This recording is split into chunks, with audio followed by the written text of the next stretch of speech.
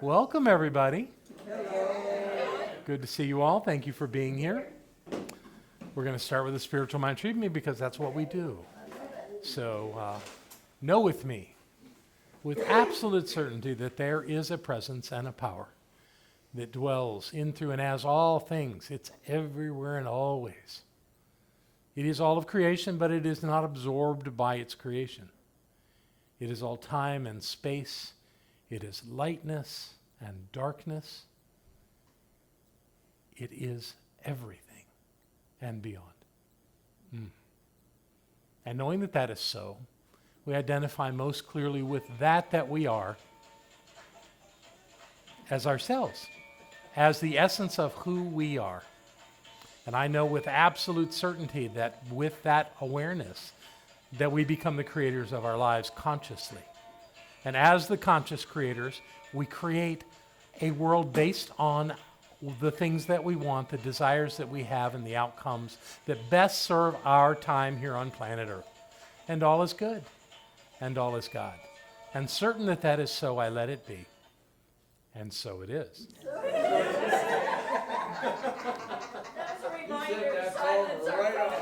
Absolutely, and I'm not silencing my phones because Barbara may call. All right, and that was not Barbara's ring, but I can't turn it off for everything but Barbara's ring.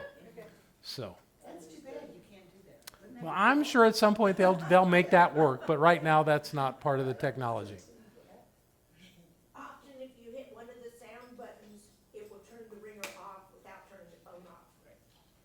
So when it's ringing like that, you can just hit the volume button. I could actually go over and just turn it over, face down, and it will stop.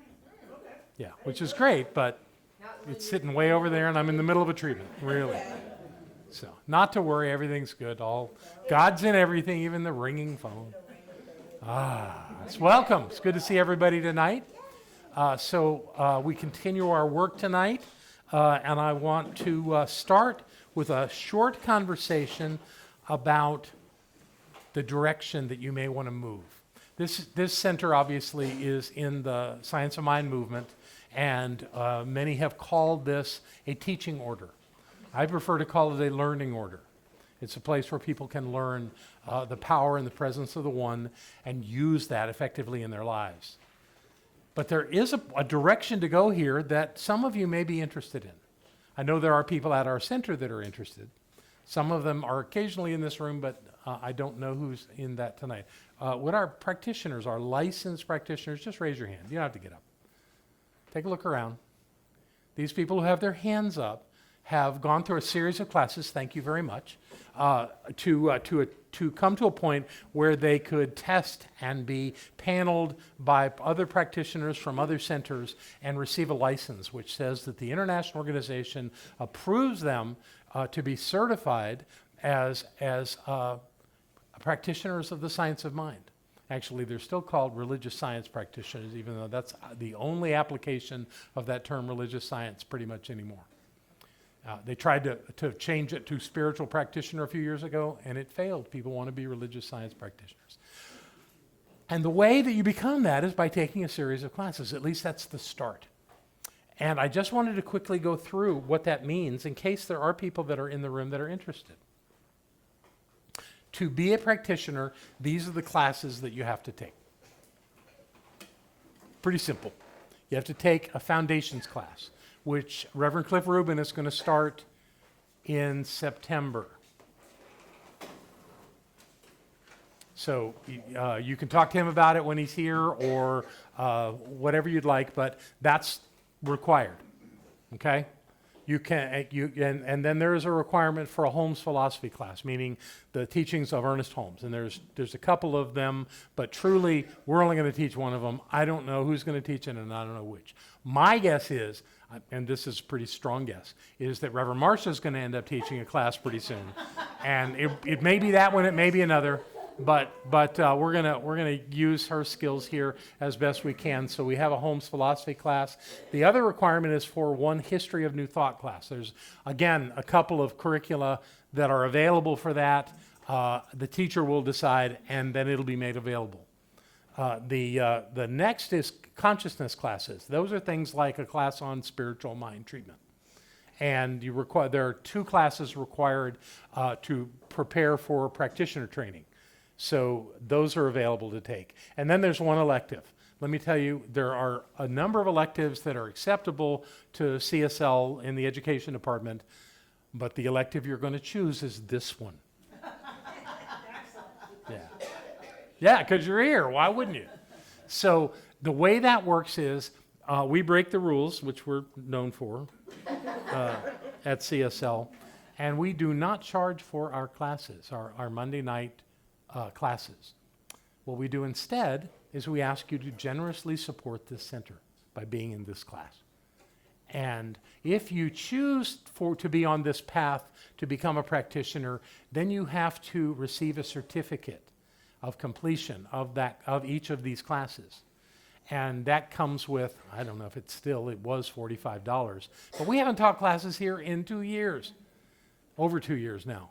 So that's what it costs. And what we do at the end of the class is we will pass a list, and anybody that wants to get a certification of this class or any of these classes will write their name on the list with some other information, and we'll provide a check for $45.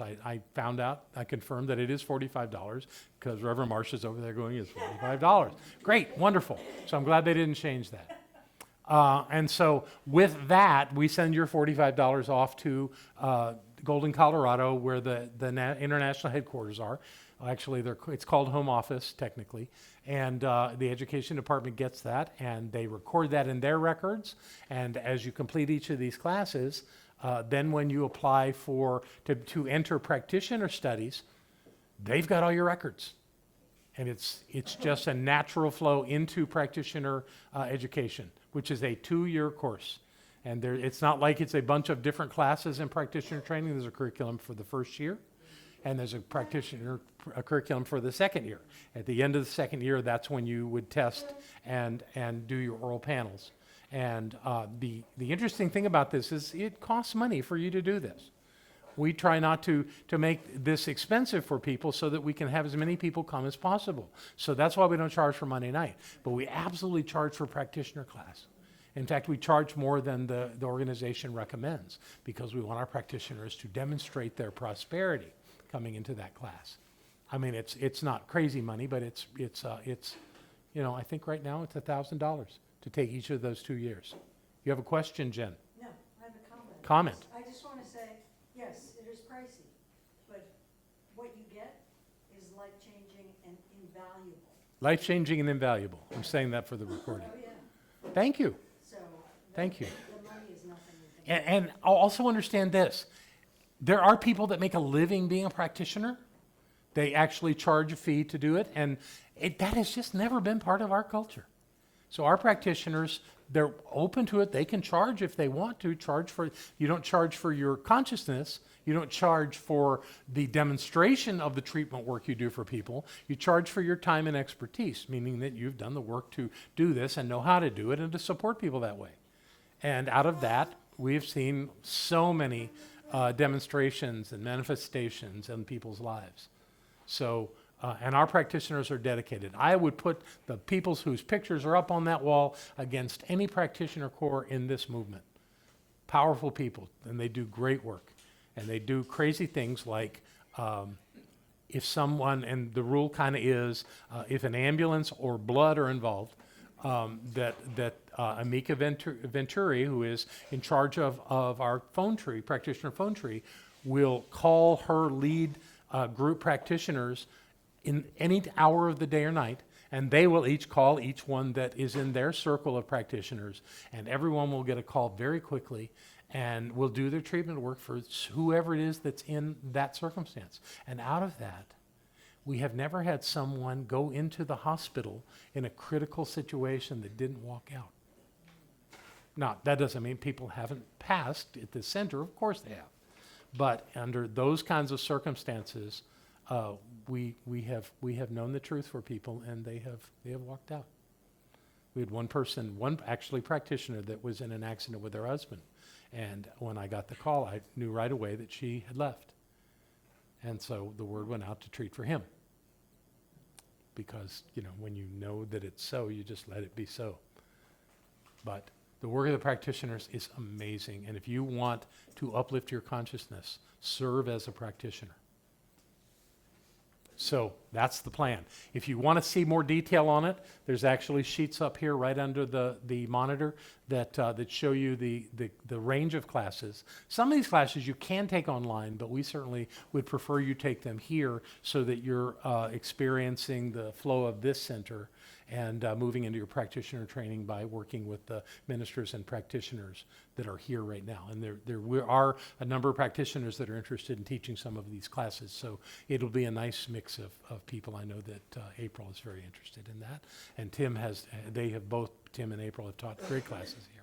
So if you're interested in this particular path, that's there for you, and I wanted you to know about that. So, I called this class the Metaphysics of Prosperity, but I didn't really ever explain what I meant by that. So I wanted to read something to you that is truly an inspiration for me.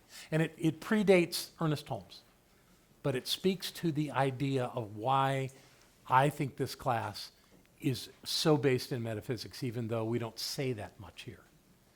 Here's the quote. Whoops, no, I tell you what.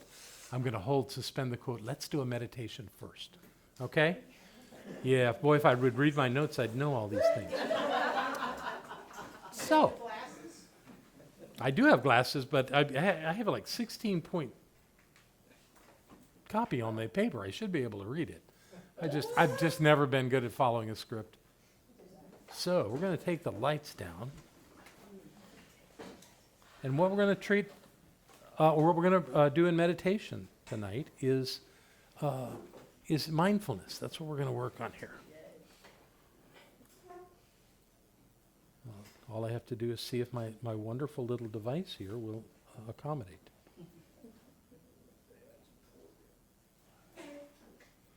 Please don't do this. I actually bought this thing specifically.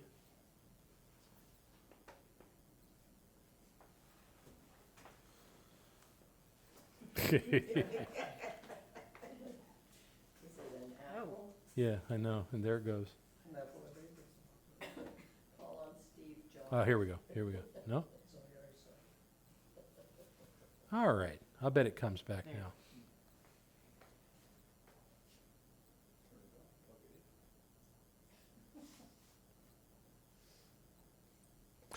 Ta-da! All right. So, as always, to connect with these ideas, I invite you to relax and get comfortable in your chair.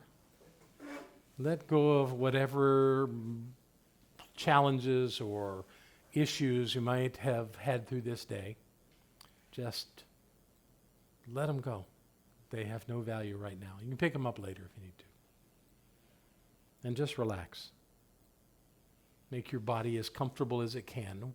And I would encourage you to allow your feet to be comfortably on the floor. The soles of your feet touching, soles of your shoes touching the floor, so that you've got that energy with the earth. In fact, for a moment, just be aware of that physical connection. That connection you have through your seat and through the bottoms of your feet that connect not just with the floor or the foundation of this building, but with the earth itself. This planet that is in constant states of energy flow. Maybe even pull a little energy up into your body from the earth, just to feel it. Feel it coming into your body and surrounding you with that loving earth energy. Now focus on your breath for a moment. With each inhale and exhale, feel the air as it comes in and as it goes out. In and out. In and out. And if your mind wanders while you're doing that, just return to the breath. wherever we might be, whatever we're doing. If thoughts, images show up that seem distracting, just go back to your breath. Allow it to center you. Your breath is always active, and it can ground you and bring you to that place of peace. Now, from this relaxed state, imagine that you're walking down a path, that you're surrounded with vegetation, covered by a canopy of trees. Take a look up and see as the rays of light slip between the leaves. And look at the undergrowth that surrounds you. The only ground you can see from there is this path. And as you walk along the path, appreciate all the beautiful shades of deep green that surround you. And as you walk through this jungle-like environment, be aware of a gentle, warm breeze that's blowing past.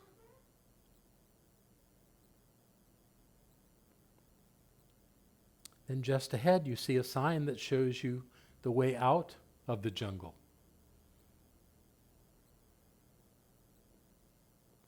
And as you continue to walk, you see that there is an opening.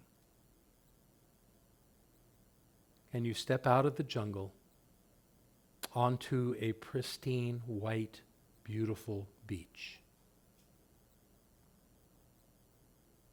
Notice how brilliantly white the sand is, and how the water is an indigo blue. Notice how the sky is filled with spectacularly white clouds. What a beautiful place. Also notice that there is no one on this beach but you. This is your beach.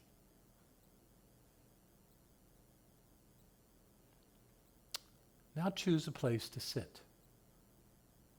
If the warmth of the sun calls to you, sit down near the water. And if not, sit in the shade of the trees, not too far from the water's edge. Whatever you choose is perfect. Wherever you sit, you can relax and just be one with all this beauty.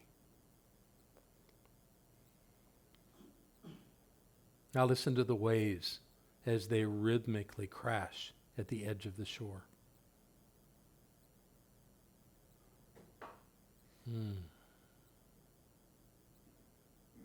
Feel the sacredness of this place where the land meets the sea, where the energy of the water meets the energy of the land. It's a mystical place. It's emerging of life force. Allow this place to remind you of the rhythms of your life and how perfectly things have come to you, and how things move so gently away, just in the right way and just at the right time. Now feel the coolness of the ocean breeze as it gently passes. Let that coolness settle any ripples of concern in your mind. You have stepped out of the jungle of uncertainty and into the clarity of this beautiful, majestic place where you can see for miles. Your body is calm and relaxed. Your levels of focus and attention are rising. And from this place, it's easy to make important choices in your life. Answers come to you without questions or concern. All is well, and it feels wonderful. With this view of your greater ability to focus, you are completely present to the amazing life that you are living. In this moment, you have a higher level of clarity, and your intention is working optimally. Stay focused on this present moment.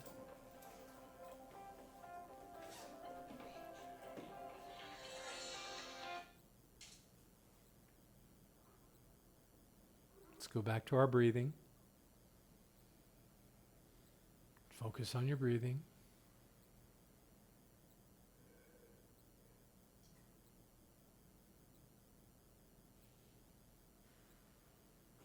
Now look around on the beach again.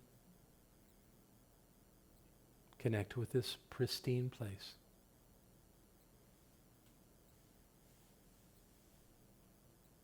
Be aware that there is no need to be stressed or concerned about anything. You are totally present in this moment. There's nothing to judge, only to observe. Now look up into the sky. There are clouds. Pick a cloud, any one, and focus on it. Put all your attention on that cloud and hold your attention there. And watch the cloud disappear.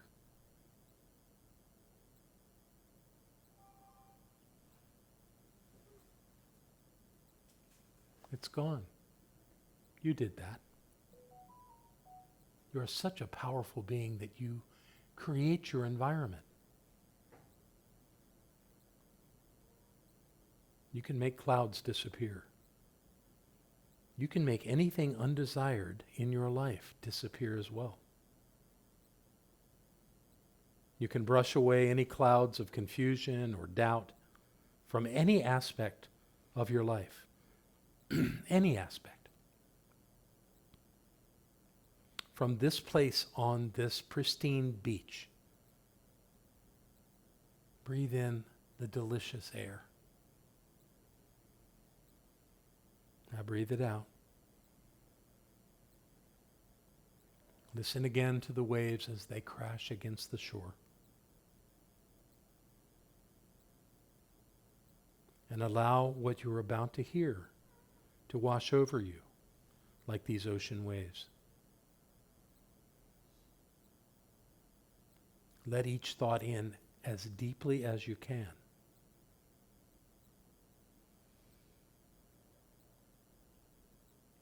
It is easy for you to pay attention to the task at hand, whatever that task may be.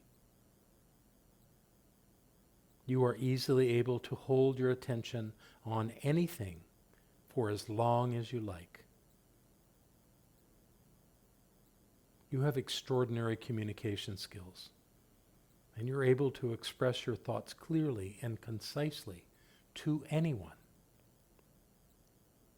Your thoughts come easily, and you always know what to do in every situation. You always get plenty of deep, restful sleep,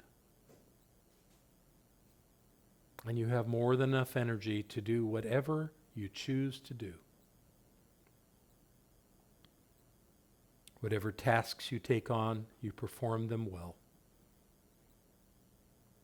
You're exceptional at learning and retaining information. You're also an excellent problem solver. You're on purpose with your life. Your state of mind is crystal clear. You have a deep sense of calm, and you trust yourself. Your experiences support the world in which you choose to live. Your expressions are gracious, kind, and compassionate. You are a mental superstar. This is the highest truth of you.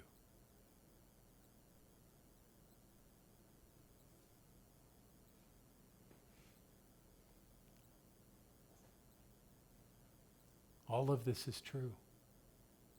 All of this is the essence of who you are. You use your life well. You use your mind well. And you are living the life you have come to live.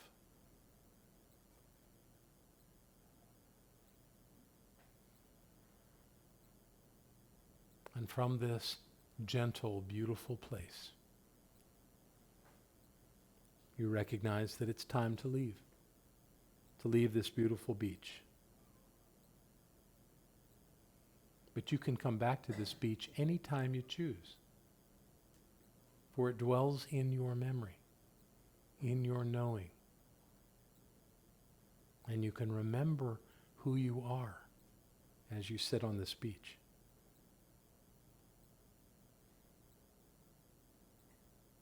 And now as you come back into this room and become more present to your body, I invite you to take 3 intentional breaths.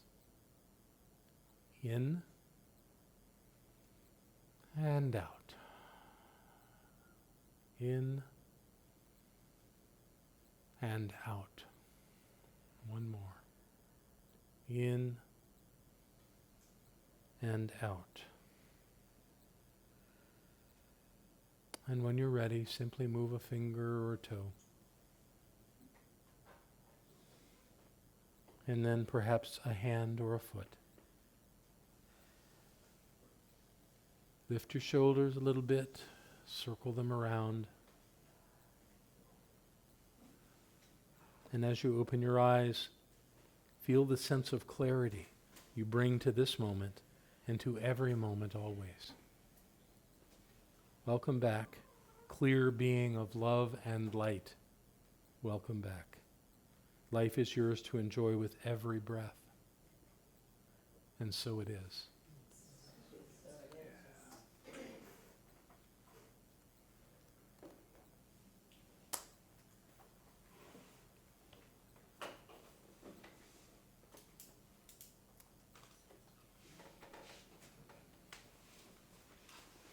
Let's leave the lights off for a minute.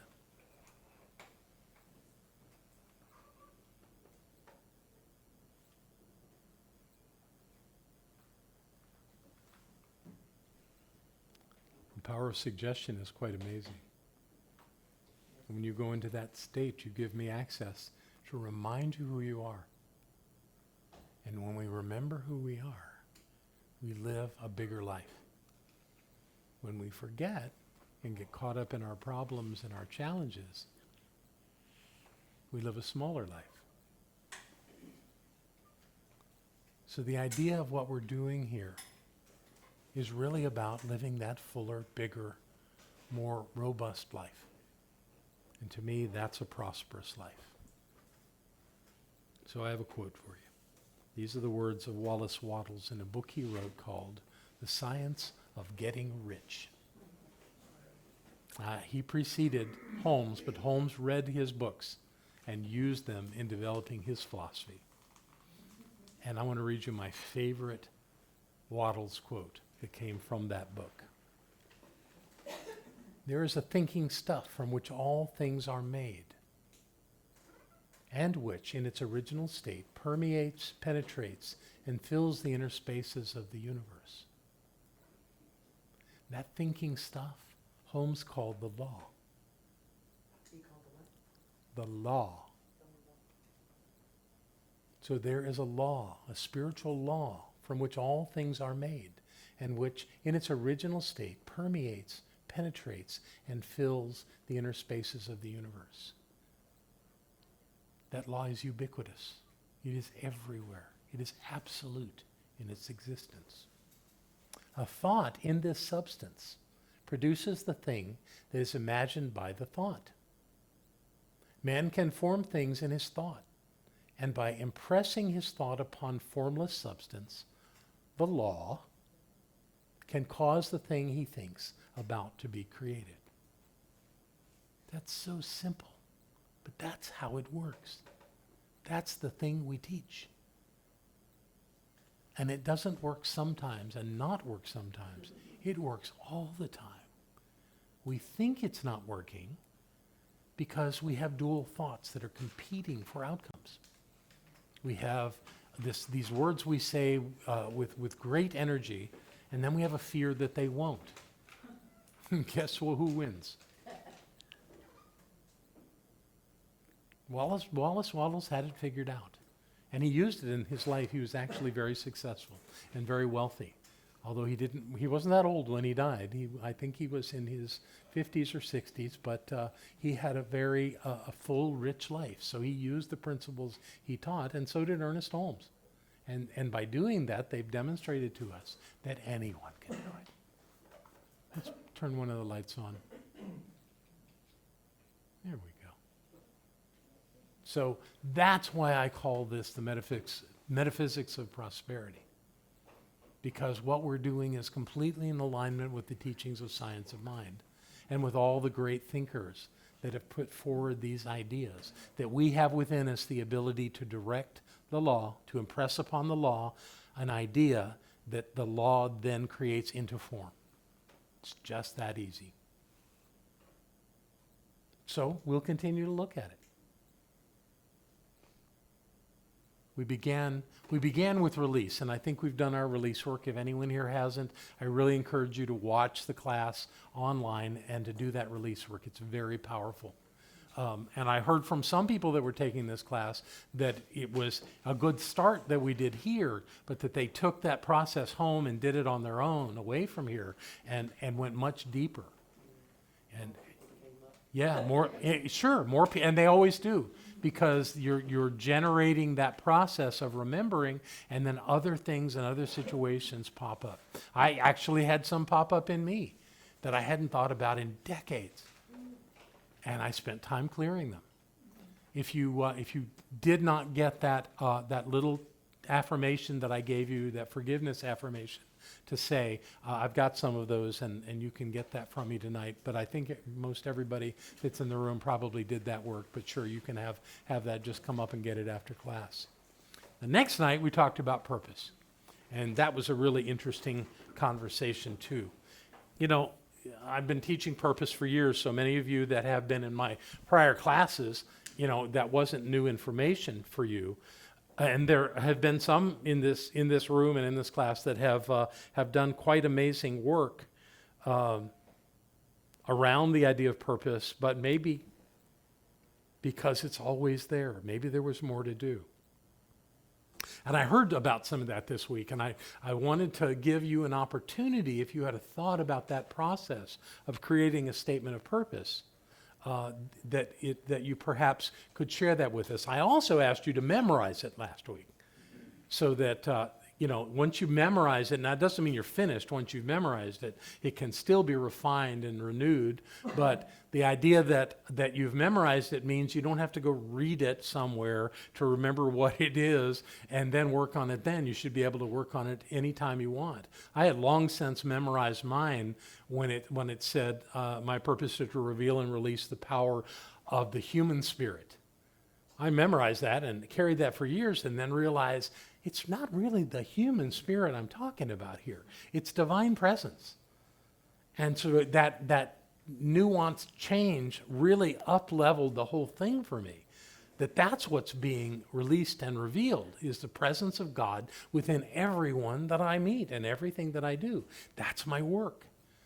That's what has me standing here in front of you tonight. And I know that all of you have something like that, yours, not mine, but your pathway, and you've put words to it. And so one of the stories I wanted to hear about tonight comes from one of our classmates, and I want to ask David and Mark, why don't you come up here so we can get this on camera?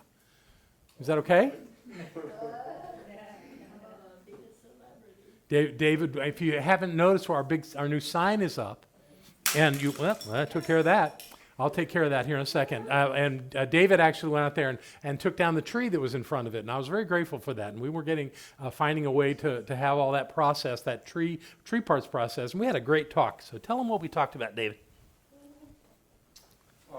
Basically, it's the last Thank you. class that we had on purpose really sort of clarified and brought my purpose together. I've been living a purpose for a very long time. It started when I started to practice dentistry, and I sort of made this commitment that I was always going to do something that was better than was present, in this case, in the individual's mouth whom I was treating. Now that's very simple when somebody comes to you with a problem. But then when I started doing some routine type work, whether it be a filling or a replacement of a missing tooth or anything, the next time they came in, I had to do something better than what I had previously done. So I started on this path of progressively seeking to do better. And that got mixed in with this concept of the practice of a profession that, people used to keep challenging me like, why are you practicing on me type of thing. So that eventually turned into what became a mission statement, and it was basically the pursuit of excellence. And I was just living by that pursuit of excellence for a very long time, better than 50 years anyway. And then we had a membership class about 4 years ago when I showed up, and one of the things that was discussed in that class was purpose. And I returned to this idea of the pursuit of excellence, and it just never really clarified much beyond that in terms of being able to articulate it. So last week, all these little bits and pieces that have been rattling around for years sort of came together. And my purpose statement, at least at this point, has become the pursuit of excellence with the intention of leaving things better than I find them. And that's very applicable to whether it be washing the dishes or maybe Taking a tree down. save the life of somebody freezing on Mount Washington. It works. That's beautiful. Thank you. Very nice. Thank you, sir. So you don't have to have a big story, but who would like to share their statement of purpose? Who in the room is ready to do that? Here you go, Jen. I've had one since I took this class years ago, but it keeps getting revised. And the one that I've come up with now is to share the wisdom and tools I developed through my transformation to help people get out of a place of darkness and despair and claim the magnificence of their true self. Ooh, beautiful. That was very nice. Thank you.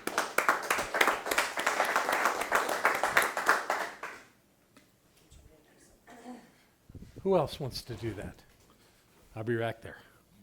Well, and my purpose Talk into it. is to help humans and animals to heal. And in their healing, they inspire others to do the same. Very nice. Give her a hand. There you go.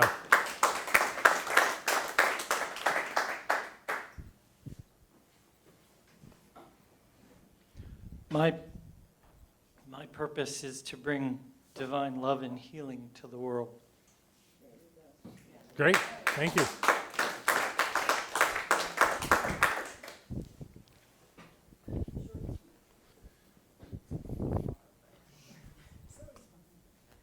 My purpose is to enthusiastically and playfully ignite divine light, loving connection, and inspired action. Woohoo! Very nice. There you go. Anyone else want to share theirs? Somebody's pointing. Oh, I wasn't looking that far over. Here you go. I'll be back there, Pegatha. To bring joy and appreciation to myself and others. Say it again with my purpose is to. My purpose is to bring joy and appreciation to myself and others. Yeah, now you own it. That's beautiful. Thank you.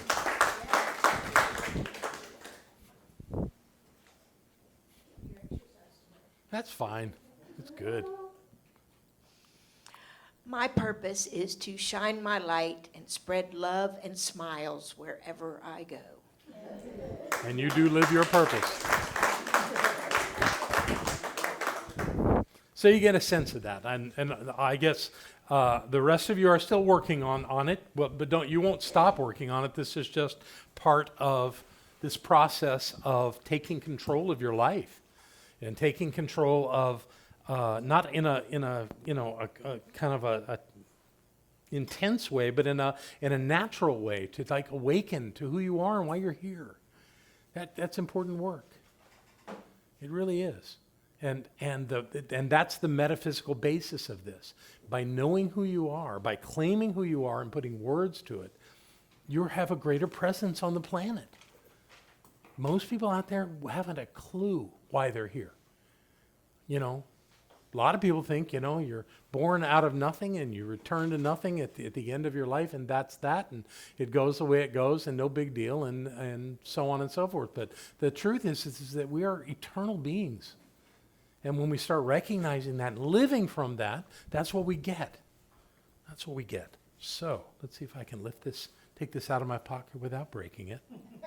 Anybody have any other thoughts about the purpose process that they would like to share?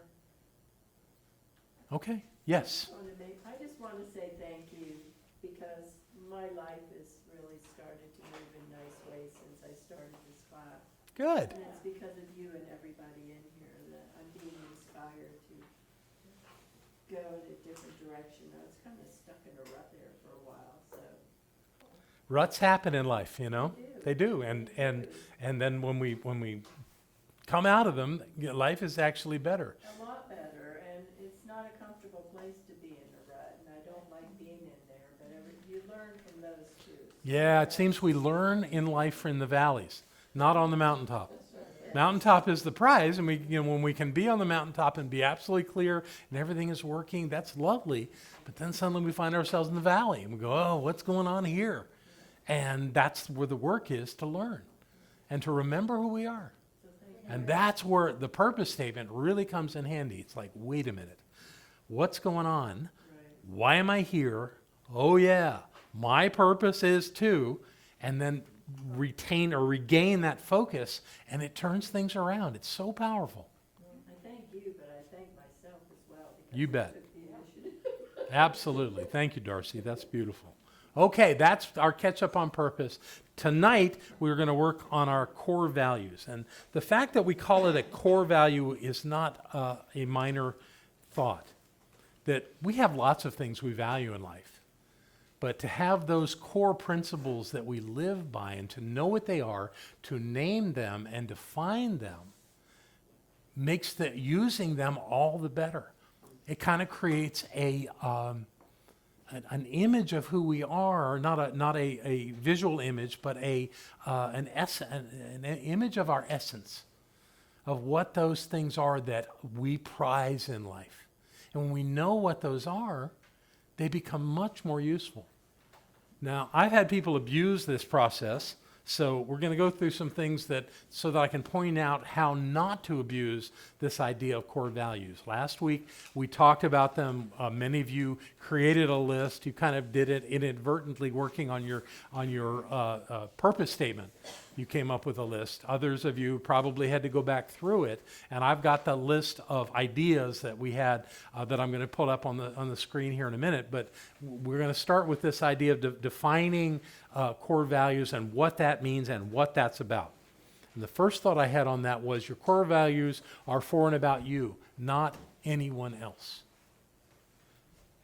Which means, and this is the thing that we do in human nature, somebody does something, we go, I would never do that.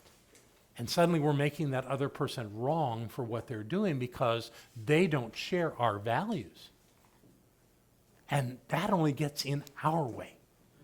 So the idea of values is not about judging other people. Its core values do not have to be, oh, no, I don't want to go there yet. Let's do that. Let's stay back here. Core values are not about judging other people, finding fault in the world. Don't use them as a set of filters to determine right or wrong, good or bad. That will get you in trouble. You have a question. Yes. Let's get it on the recording. I had a question.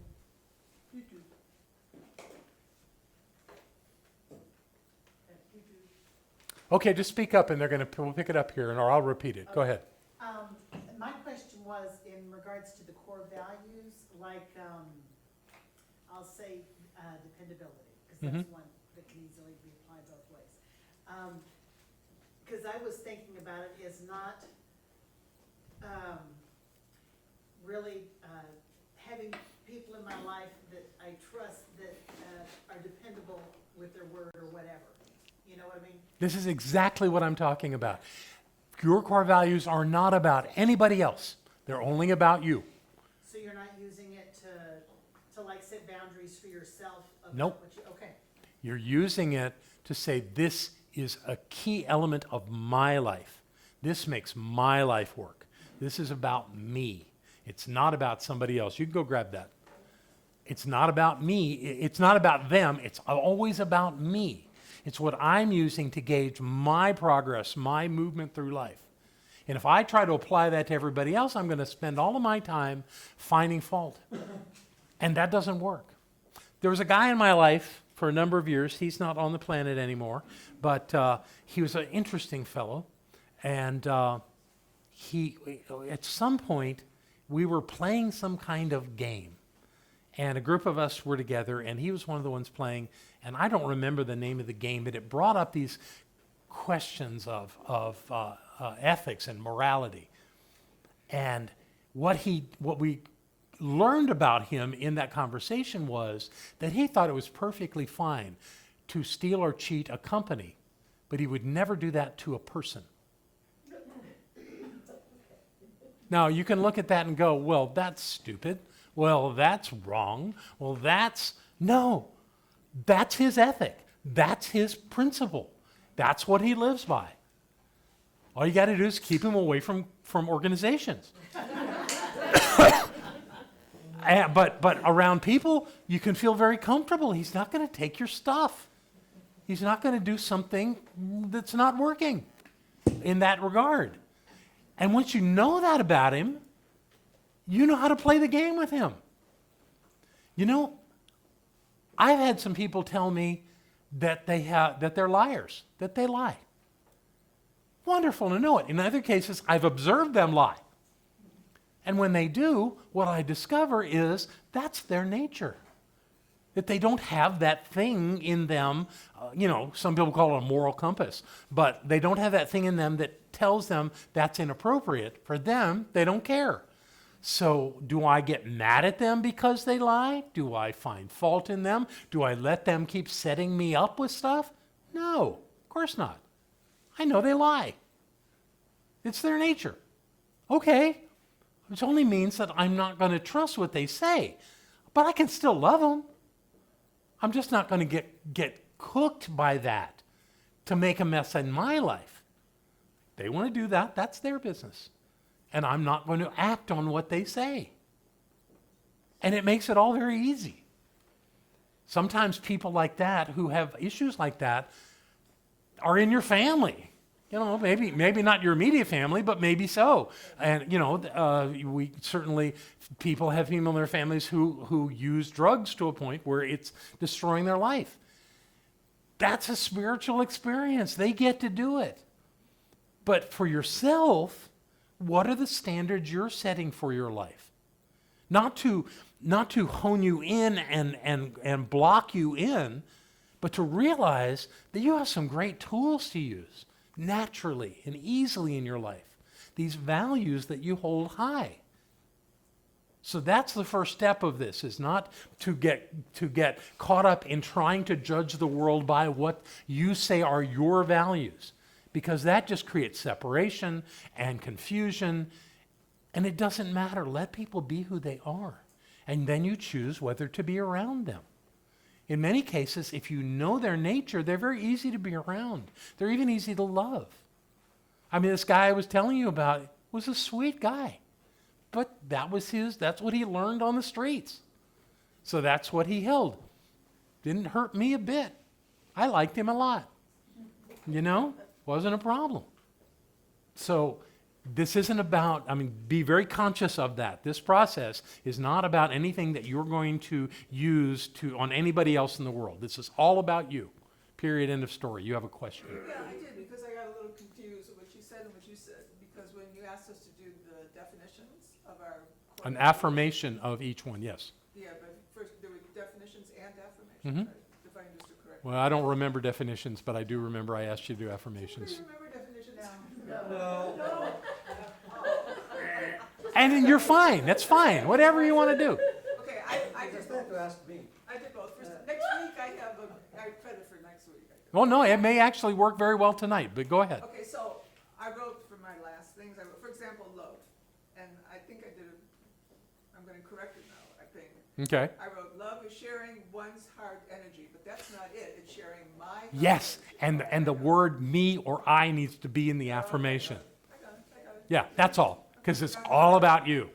Yeah, and it's not about anybody else. Everybody else gets to do what they want. They get to have their own ethical standards and their own way of being in the world.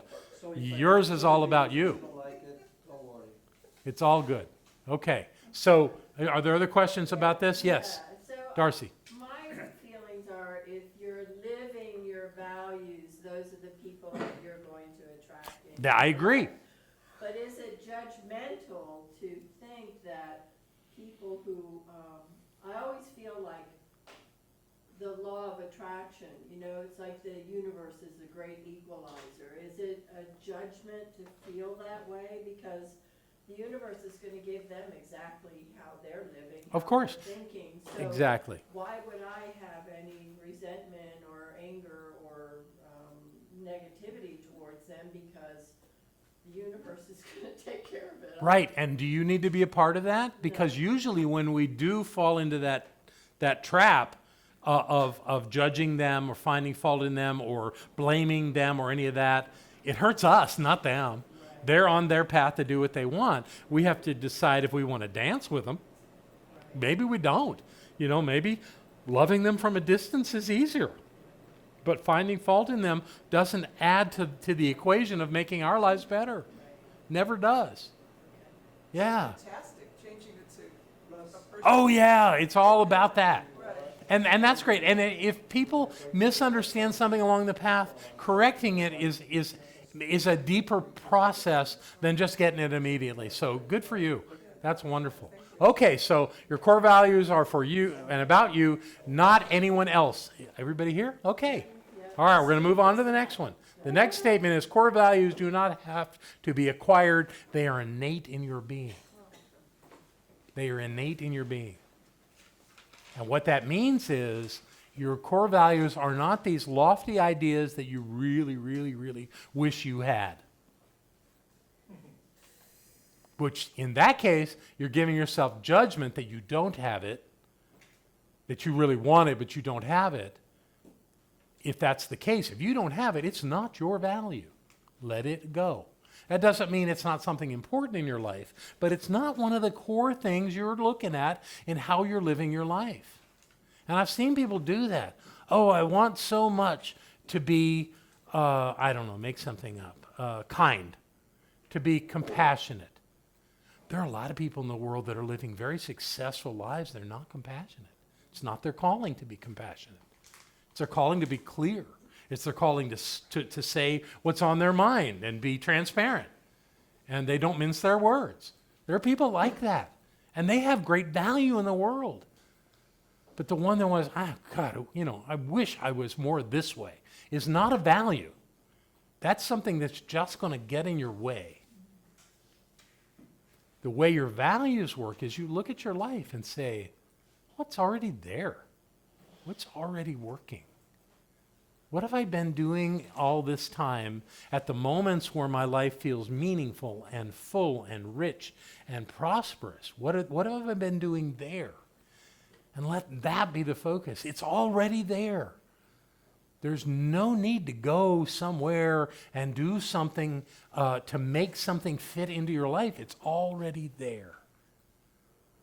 So I want you to look again through these things that you've written down as core values and make sure you're not setting yourself up for a loss. Because when you identify these core things that are already present in your life and you look at them collectively, it's going to be like, wow, I got a great life. These are the things that I use to enhance my life, to make my life meaningful and purposeful and loving and caring and exciting and all the other things you want it to be.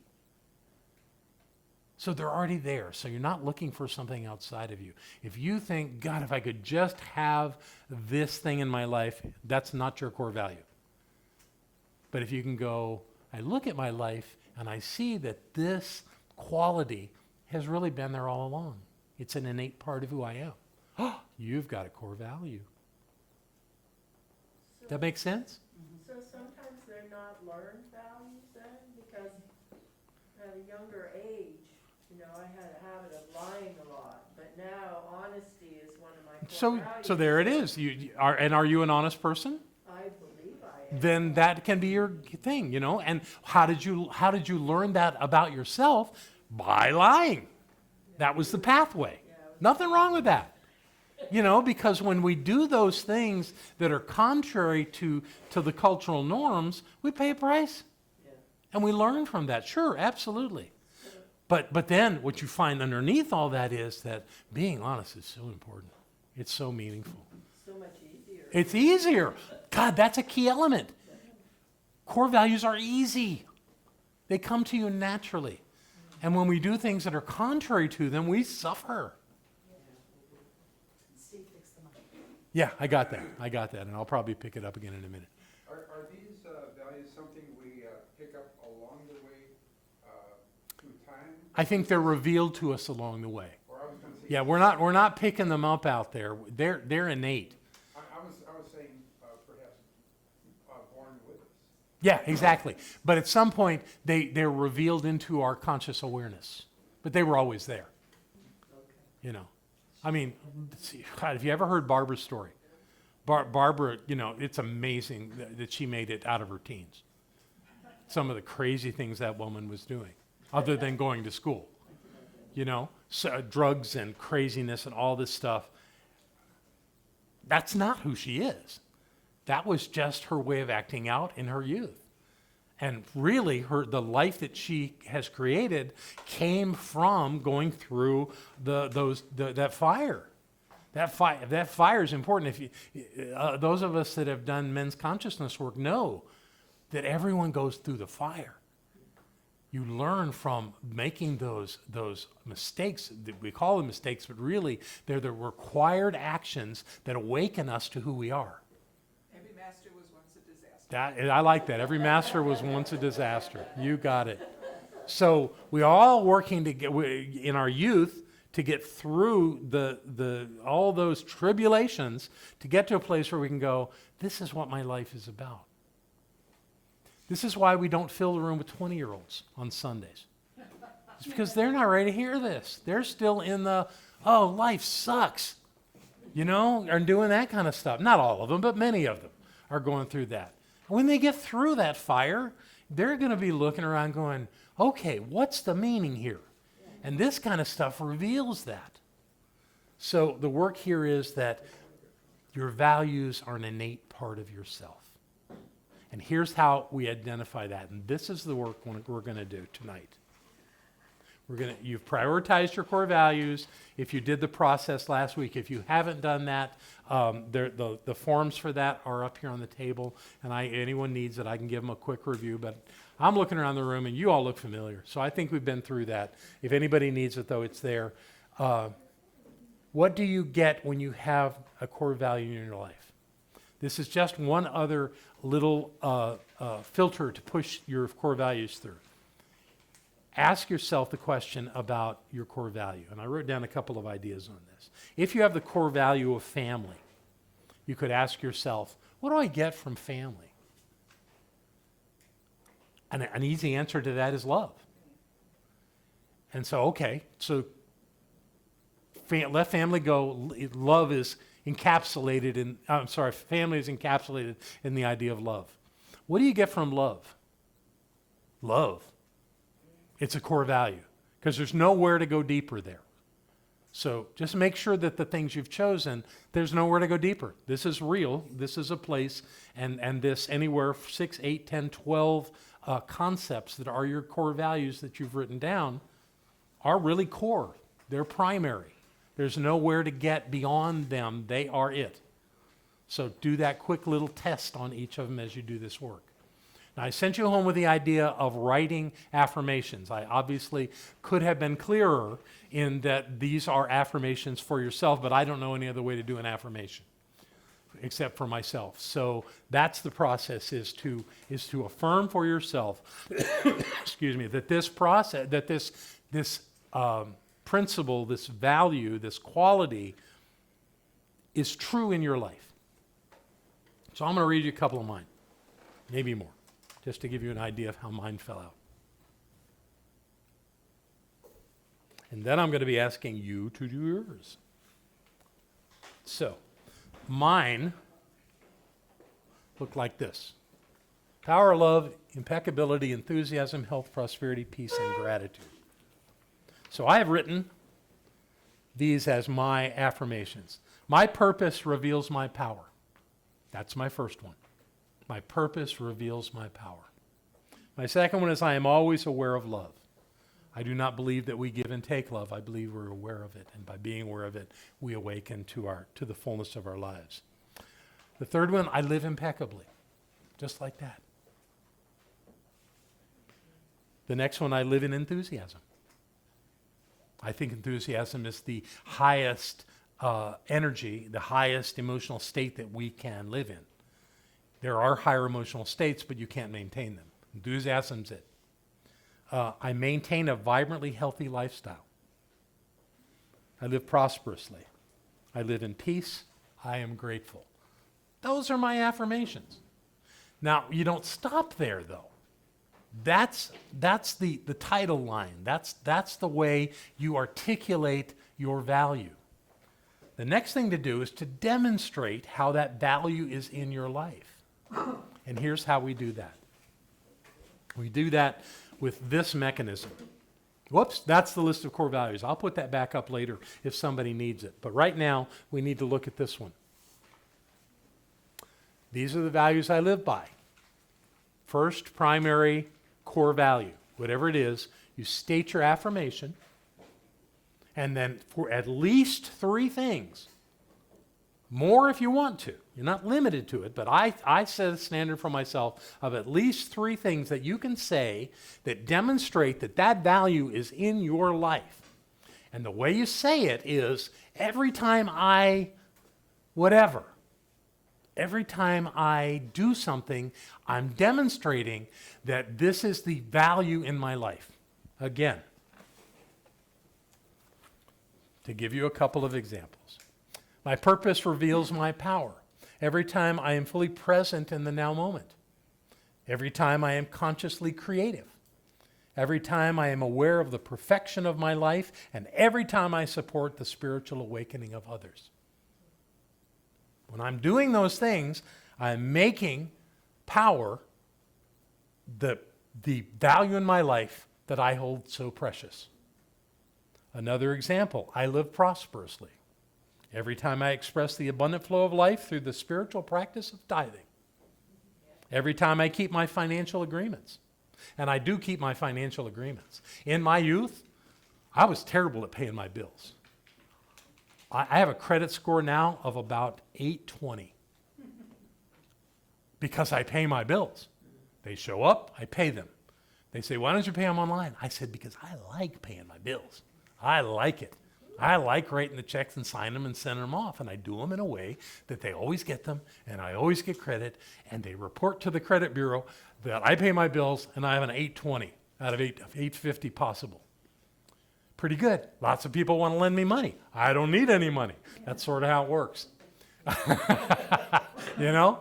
But that's how that works for me. Every time I keep my financial agreements, every time I devote a portion of my income to my savings and investments, which I've been good at over the years, and every time I experience the abundance of divine presence within and all around me. Examples. I'll give you one more. I think an interesting one is impeccability. I live impeccably every time my thoughts and words and actions are in alignment with each other and with my purpose.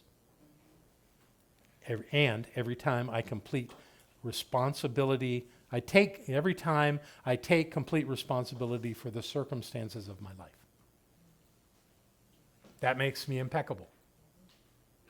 Now, are there times when I have fallen short on that? Sure. So this isn't an absolute in every case, but I can find in my life where these things are happening. Even though from time to time I might fall short, but I don't hold that against myself. I let it be all right that that's where I stand. So your work tonight is to create out of that right there statements that define your values, that describe your value on the top line and then demonstrate your value by things that are happening in your life that work. And the power here is that when you develop these thoughts and then read them again and again, and my process for years was to read this every day. To just go through it and read it every day and let those ideas sink in and be the primary thoughts that I give to the law, that I give to that unformed substance, that this is the truth of my life. And what happens at a point is that's just how you live your life. That's the power of this work, and that's your work tonight. So just for fun, I'm going to pass this book around because this is the book. Actually, I call this my prayer book because for years, Barbara and I would get up every morning and do treatment work for members of our center and for other centers in our movement. And I kept all my lists of those in this. I've taken them out because that's irrelevant to what we're doing, but I want you each to have just a moment to look through and see these different things that are in here, knowing that some of this we're going to do in class. Okay? So there's no time on this other than we got to go home at a certain point, but this is the essence of what I want you to do for the rest of the class, is make sure your affirmations are simple and complete and that you can demonstrate at least 2 or 3, 4 things that you can point to in your life that show that that's actually an active value in your life. One more thought from Breezy. I just have a quick question. Yes. I'm not really sure I'm clear on the difference between impeccable and integrity. We'll talk about that because that has nothing to do with the exercise. Okay. All right. Any other questions or thoughts in the class? Yes, Tom. Yeah, the relationship of some of these core values, what I've got are not subsets of each other. I took care of that. Yeah. But one will actually, some of them actually define what another one means or how I operate with it. For instance, my first one's power. The second one is honor. I use my power with honor, but they're not the same thing. They are different and separate from each other and not a subset. Right. So in that case, I would rephrase the honor part. I live an honorable life every time, and just go with it, and let power be its own thing. Well, the way I do affirmations, I always start with I am, Oh, that's fine. even if the rest of it's grammatically incorrect.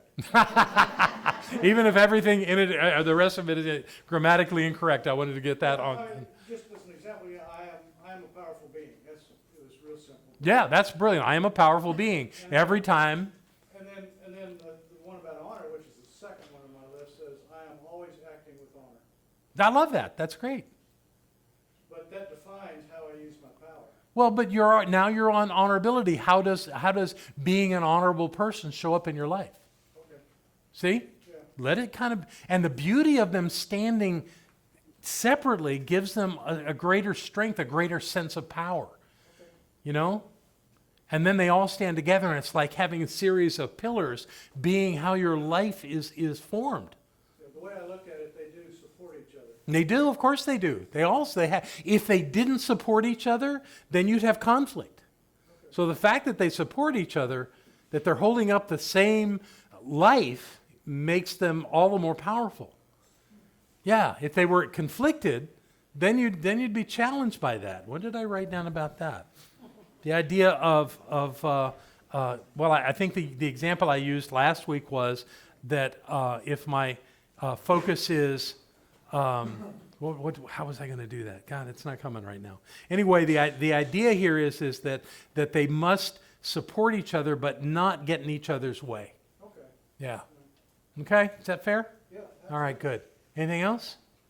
All right, you're on your own for taking a break, and we're going to come back probably in about a half hour, 35 minutes, and close this out. And that'll allow you to do whatever you need to do. But this is the work tonight, to spend time with that. If you need to see that list that comes before, let me know and we'll take it over there. But right now, if you've got your values, this is the design that I want you to work with.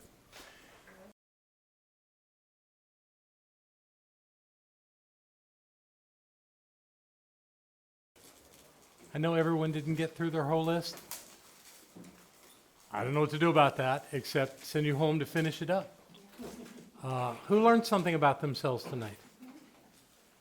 Wonderful. That's great.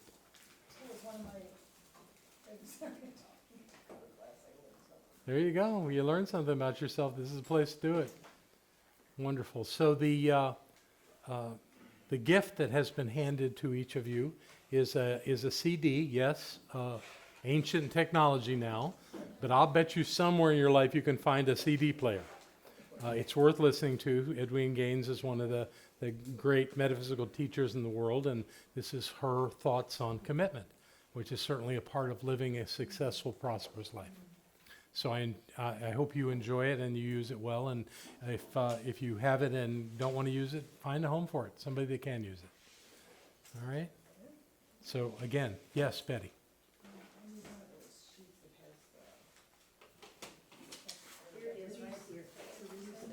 Yeah, not now. Yeah, we'll get it before the end of at the end of class. Okay, great.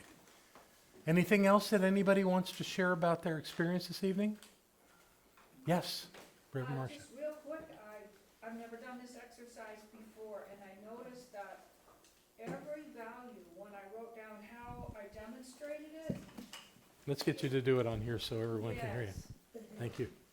Every value, when I wrote down how I demonstrated it, it always ended up benefiting others too. There you go. Isn't that beautiful? It led to the best choices and mutual benefit, and that was a big That's pattern. an excellent point that it does. It has to, because this process that we're working on is not about what we get.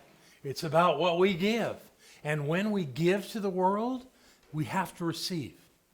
And that's the best way to do it. If all of our thoughts are about what we're going to get, we're never going to get enough. But if our thoughts are about what we're going to bring to the world, then we're going to get more than we imagined. It's just how it works. Thank you. That was a brilliant thought. Any other awarenesses that have come through this process? They will keep coming. I promise you that. So your homework is to finish and refine your list as best you can in the moment. Obviously, things change and they evolve as you do it. Every time you read it, you're going to find that there's things in it that you hadn't thought about, that need to be added, or something that needs to be tweaked and stated a different way. That's the beauty of this process. It's a living process that continues in your thoughts and your words. I don't think everybody got to look in the book. I'm glad it's made it through most of the class. If anybody has time that hasn't seen it, that wants to spend a little time after, that's perfectly fine. I'm really glad that most of you had to do it. Were there any questions from those of you that did look through it that you wanted to ask me? Anything come up? Really help to define who you are and what you're all about is the message that I got. Yeah, it is. It's really about, and that's to our own benefit. Right. You know, the rest of the world will see who we are by what we do. We see ourselves through how we look at life through our own understanding of ourselves. I could see going to that book when you're faced with challenging times to remember where we're at. Well, and that's a use for it. And another use for it is to go to it regularly, to make it part of your spiritual practice, to actually look and read through it. Barbara and I, for many years, did, as I said, did treatment work together, aloud with each other, and we would, I would pull that out at the beginning before we even got started, and I'd go through it all so that I knew that I was bringing all of that to my treatment work. And it made all the difference for me, and it ingrained those ideas deeper into my awareness so that it became just who I was because I said so. Yes? Okay, but in doing this, is it true that we're not looking for absolute 100% perfection? Oh, of course not. Okay. Of course not. There's no such thing. Except, and that's because we define perfection in that way as expectations. And no, we all have unrealized expectations about ourselves and about life. Let go of that. That's irrelevant. The thing is that you have direction in your life and that you're working toward a greater understanding of yourself. That's the path. That's the journey. But this is such a fabulous process because, for example, for health, you know, every time that I eat and drink something, I had that idea fixed that was me. But then I remembered last Saturday when I had pizza with gin and tonic. And you're perfectly fine. Absolutely. Because that's the beauty of the word every time, too. We're not talking about the other times. We're talking about every time we're in alignment with that value because these are the things that we do. You know, it's not about self-judgment. God, and we're going to do a whole conversation about self-judgment. That's not, that corrupts this process. Don't let that happen. Well, yeah, but I said that, or I did that, or I went there. It doesn't matter. I remember Ram Dass about going and seeing a pornographic movie. It was Ram Dass. Who cares? Well, he was an amazing spiritual being, and what a journey he went through. The fact that he went and saw a movie, went to a movie theater and saw a pornographic movie, so what? You know? So that's what we're looking for in our lives. What is it that we're bringing to life that's important? Everything else, just let it fall away because it doesn't matter anyway. Hey, John? Yes? I'm not able to stay after class, but if you could bring... I will bring it back to class. I'll bring it back to class. That's not a problem at all. Okay. All right. I think it's time to pass these baskets. But you see, for her, the problem is that she's trained to have pizza with beer. She has to have pizza and beer. If she goes and gets a pizza and gin and tonic, that's not okay. You must have been a pistol in school. All right, everybody. Let's center ourselves right here one more time tonight. Know with me that God is all, everything, everywhere, always. And that what God is action and activity and energy and the movement through the cosmos of the celestial beings. And God is right here, right now, in the energetic flow of this class. And as I have shared things that are deeply important to me and how I have organized my life, and I share that with these beloveds, I know that each one has found something of value, something useful. And I know now that we pass these baskets and accept acknowledgement of that value. And that this wonderful, endless circle of life, this circle of energy, this flow, this dynamic flow of spirit continues in all of our lives. And that the ultimate result is prosperity, is living the life we have come to live and to being the beings we have come to be. And knowing that all is well, we let this be so. And so it is. So it is.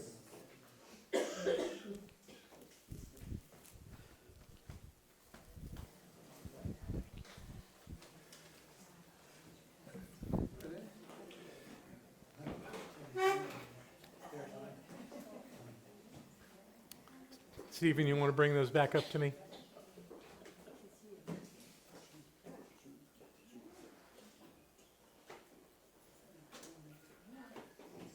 Oh, yeah, maybe Judith's got it. Whoever brings it is perfect.